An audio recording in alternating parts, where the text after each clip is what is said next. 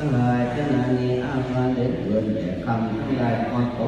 โลกมาเส้นแรงของตั้งกัดเกิดจิตแดงดีมาทั้งหลายบางเกิดแดงคำทั้งหลายก่อนตรงทั้งหลายโลกมาเกิดยาเหลือแห่งทานโกม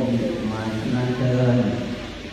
โกให้เองปัตโหอันว่าโกปัตวาเหตุให้ผลตายอันดาแนนโกเดือดกำลังเกิดในเงินของทาน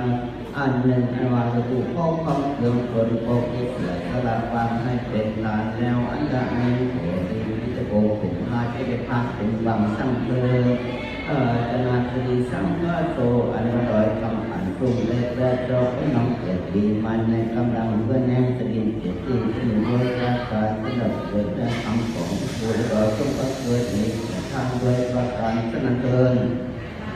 อันหนึ่งอันว่าวัตถุของเรื่องเปิดโลกอันได้ให้ทานไปแล้วข่าวถึงโดยแก้คำแก้เว้นข้าตาพรอันนั้นโกรธในเรื่องเป็นมูลไปของข้าแล้ว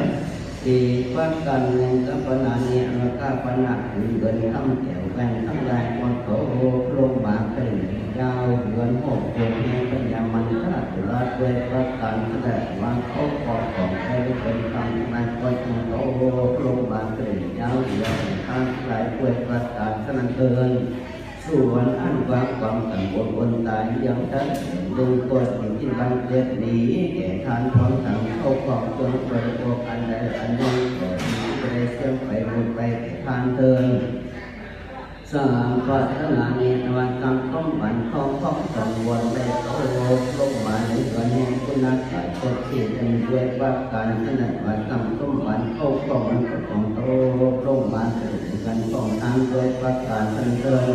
ทำความขององค์การจนว่าความปลอดสบายเลือดน้อยเกิดไปทุกข์ตกในห้องแก่และมันตั้งตัวเกิดว่าข้า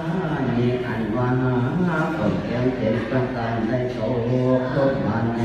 จุดสัตตาสองโลกเป็นนาหรือขั้นตอนการเมื่อเป็นอาชีพผมคิดว่าจะเป็นความไม่ประมาณในเรื่องวันนั้นกดด้วยประการขนาดอันว่า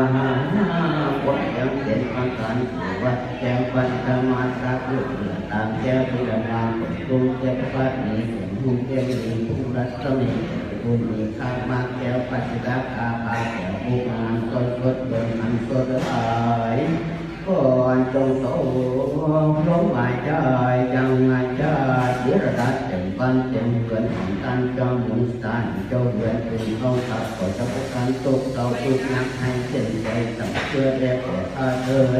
เทศนาบริโภคเสน่ห์เมื่อแล้ววัฒนธรรมเทศนาเป็นนักการทั้งหลายผู้ตั้งทั้งความปรารถนาสมดังทานังปริสุทธายาสังวัตตุอันตุติยาผู้ท่าเขาลบทวนซองนั้น